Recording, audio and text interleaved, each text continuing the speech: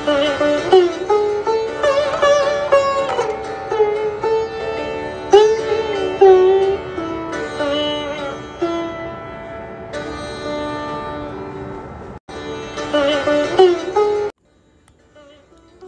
পিতামহী বসুমতী মা।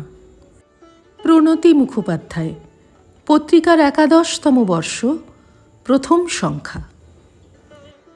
ঠাকুমা বহু তীর্থ করেছিলেন, বলতে গেলে সারা ভারতবর্ষই তাঁর ঘোরা হয়েছিল। গঙ্গাসাগর থেকে কেদারনাথ, বদ্রীনাথ সব জায়গাতেই তিনি অনেকবার গিয়েছিলেন। মানস সরোবর, নন্দনকানন কোনো তীর্থই বাকি ছিল না। সাধারণত তিনি রামকৃষ্ণ মিশনের মহারাজদের সঙ্গেই যেতেন। আমাদের গল্প করতেন তাঁদের দৃষ্টি এড়িয়ে কিভাবে তিনি মানস সরোবর আর রাবণ হ্রদের বরফ গলা জলে একবার করে ডুব দিয়ে নিয়েছিলেন। যে বছর যেখানে কুম্ভ মেলা হতো, ঠাকুমা সেখানে ১ মাস আগে থেকে কল্পবাস করতেন। নদীর তীরে হোগলার ঘরে সাধু সন্তদের মধ্যে বাস করে প্রতিটি পুণ্যযোগে স্নান করতেন সঙ্গমে।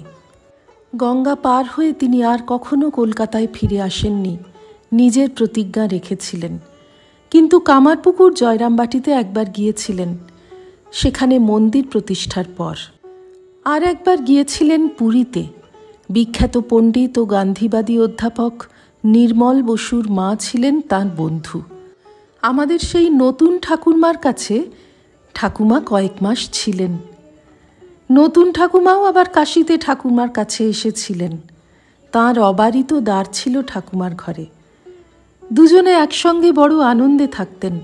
আমার মনে হয় ঠাকুমা দীর্ঘ জীবনে তাঁর মতো আত্মার দোসর আর পাননি। আমাদের সঙ্গে যখন ঠাকুমা গল্প করতেন, তাঁর তীর্থভ্রমণের অভিজ্ঞতা, আধ্যাত্মিক প্রসঙ্গ, নিজের অনুভব উপলব্ধির কথাই তাতে বেশি থাকত। তবে অনেক তুচ্ছ সাধারণ কথাও হতো, মজার গল্প গানও শোনাতেন।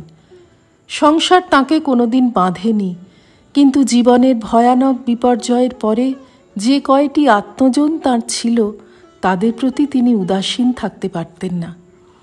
আমরা যে যখন তাঁর কাছে গিয়ে থেকেছি, নানাভাবে তিনি আমাদের আদর যত্ন করতেন। চিরকালের অসংসারী মানুষটির স্নেহ ব্যাকুলতা দেখে আমরা যেমন বিচলিত হতাম, তেমনি আবার এক এক সময় সমস্যাতেও পড়তাম।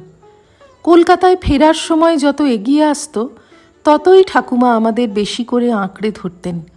কত কথা, কত গল্প। সন্ধ্যায় আমাদের সেই গল্পের আসর আর ভাঙতেই চাইত না। রাত হয়ে যেত। শেষকালে দিদি ব্যস্ত হয়ে তাড়া দিত। তখনও ঠাকুমার ধ্যান জপ সবই বাকি।